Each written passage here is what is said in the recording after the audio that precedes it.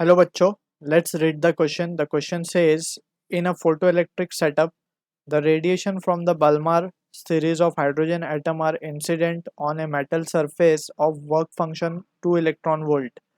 The wavelength of incident radiation lies between 450 nanometer to 700 nanometer.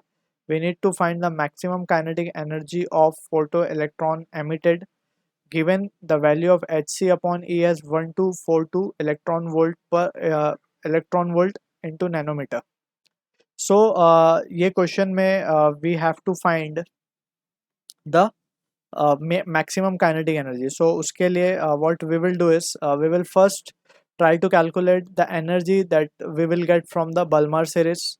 Alright, so Balmer series uh, for Balmer series we can say whenever an electron make transition, जब कभी भी electron transition करता है from higher orbit to orbit which is fixed, that is second orbit पे जब कभी भी transition होते हैं higher orbit से, so this type of pattern or this series which has been formed उसे हम बल्मर सीरीज कहते हैं. Alright, so we can say n2 can be anything that is 3, 4, 5 and so on.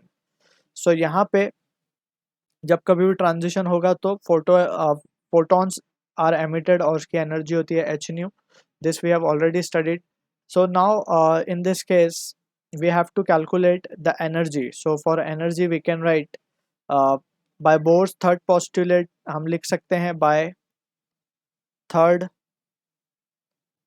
Bohr's postulate. इससे हमें क्या पता है कि जो एनर्जी ऑफ फोटोन जो एमिट होगा दैट इज ई सपोज कर लेते हैं उसे, वो होगा E n two minus E n one.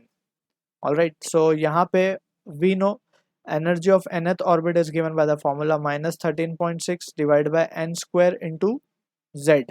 अब for hydrogen we can take the value of z as 1, so ये formula हो जाएगा minus 13.6 by n square.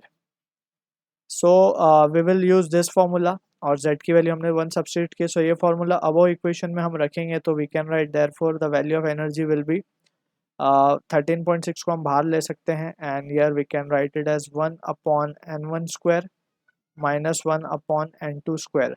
अब n2 कुछ भी हो सकता है, 3, 4, 5 and so on. So what we can say, अब इफ n2 अगर हम 3 ले लें, so the value of energy which we will get is 1.9 electron volt somewhere around. और जब हम n2 की वैल्यू को 4 ले लें, so the energy जो हमें मिलेगी वो होगी 2.55 electron volt. and when n3 let's say when n2 को हम 5 लें, so energy will comes out to be 2.85 electron volt. सो ये सारी एनर्जीज में से which energy we have to take, उसके लिए हमें कंडीशन दिया है wavelength. So we have to use that condition. So wavelength की condition we can use over here. So wavelength के लिए for 450 nanometer and 700 nanometer, so उसके लिए we can right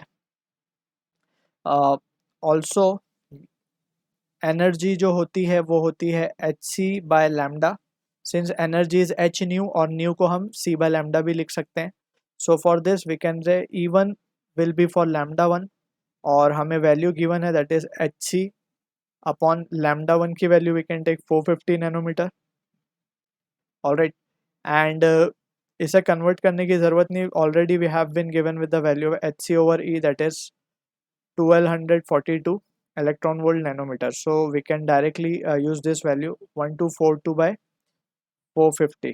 Alright, so ये आंसर हमें कुछ मिलेगा that is 2.76 electron volt.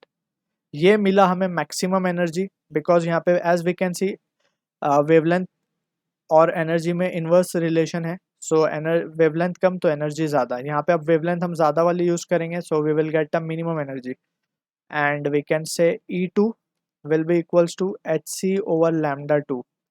Alright, so यहाँ पे जब वैल्यू सब्सटीट्यूट करेंगे इसकी तो we can write HC by 700. so finally we can say 1242 by 700 और ये आंसर हमें मिलेगा 1.77 इलेक्ट्रॉन वोल्ट. ऑलराइट, सो ये वैल्यू हमारी थी मैक्सिमम की value. this is the maximum energy and this is what the minimum energy. अब इन दोनों energies में से we can say the range we are getting here is 1.77. so range 1.9 से start है, so we cannot take this in between this range, that is 1.77 and 2.76 कौन सी energy आ रही है, we have to take that. if we can clearly see ये energy lie करती है in range में, और ये energy हम ले नहीं सकते because it is less than work function, क्योंकि वर्क फंक्शन 2 इलेक्ट्रॉन वोल्ट है, और एनर्जी जो हम इंसिडेंट करेंगे अगर वो 1.9 हुई तो we can say that photo electron emission होगा ही नहीं, मीन्स इलेक्ट्रॉन इजेक्ट ही नहीं होंगे.